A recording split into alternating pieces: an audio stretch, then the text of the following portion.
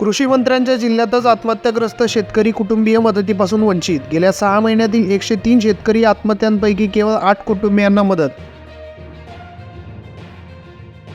ज्येष्ठ पत्रकार नामदेवराव क्षीरसागर यांचे निधन, त्यांच्या पार्थिवावर हजारोंच्या उपस्थितीत अंत्यसंस्कार।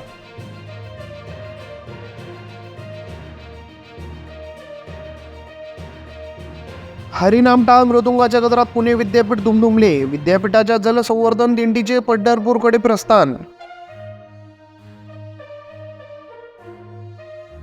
ट्रम्प यांच्या विरोधात निवडणूक निकाल पलटवल्याचा खटला चालणार नाही, सर्वोच्च न्यायालयाचा निर्णय। निवडणुकीपूर्वी मोठा दिलासा।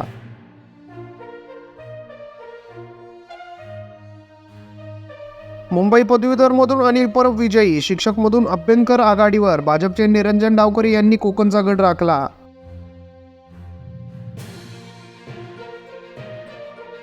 काँग्रेसच्या वतीने प्रज्ञा सातव यांना पुन्हा संधी, विधान परिषदेची उमेदवारी जाहीर। मागील वेळी झाली होती बिनविरोध निवड।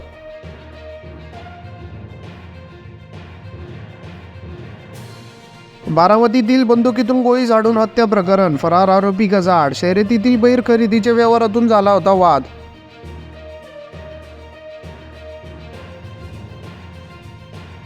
पंधराशे वारकऱ्यांची आरोग्य तपासणी, श्री महालक्ष्मी मंदिर सारसबागेच्या वतीने आयोजन। मोफत औषध वाटपासह सल्ला व मार्गदर्शन। पॅन कार्डमुळे होऊ शकतो घोटाळा, घोटाळेबाज तुमच्या नावावर लाखोंचे कर्ज घेऊ शकतात।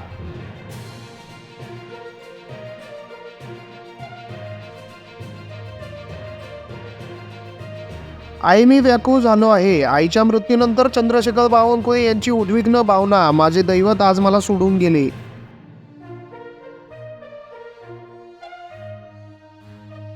पितांबरी चौबंदी, डोक्यावर पगडी, नव्या पेहरावात रामलल्लांचे पुजारी। ते मंदिरात अँड्रॉइड फोन घेऊन जाऊ शकणार नाहीत, प्रत्येकी 5 तासांची शिफ्ट असेल। पुरोगामी महाराष्ट्रात पहिला अपवादानेच कुलगुरू, मुख्यमंत्री सचिवपदी सुजाता सैनिक यांची निवड झाल्यानंतर एरणीवर आला विषय।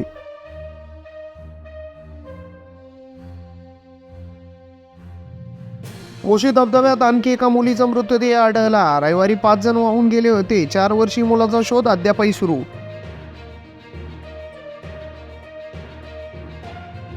फरार ठिकाणी मालूमचे पोलिसांसमोर अचानक आत्मसमर्पण, हिट अँड रन प्रकरण, उच्च न्यायालयानेही फेटाळला होता जामीन।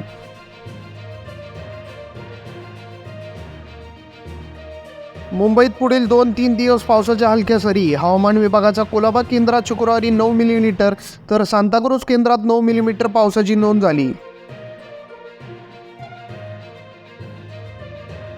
राज्यात जुलैमध्ये सरासरीपेक्षा जास्त पाऊस, हवामान विभागाचा अंदाज।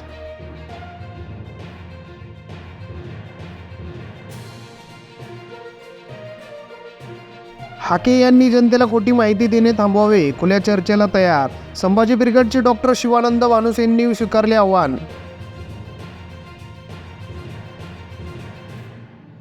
नवे लष्कर प्रमुख भावाच्या पाया पडले, गार्ड ऑफ द ऑनर मिळाला। चीन सीमावादावर म्हणाले, सैन्य प्रत्येक आव्हानासाठी सज्ज।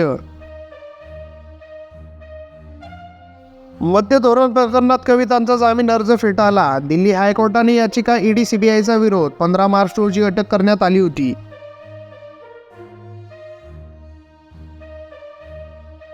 जजनी विचारले, राहुल गांधी परदेशी असल्याचे तुम्हाला कुठे कळले? लखनौ हायकोर्टात याचिकाकर्त्याला फटकारले, म्हटले तुम्ही भाजपचे कार्यकर्ते आहात, ते का लपवले?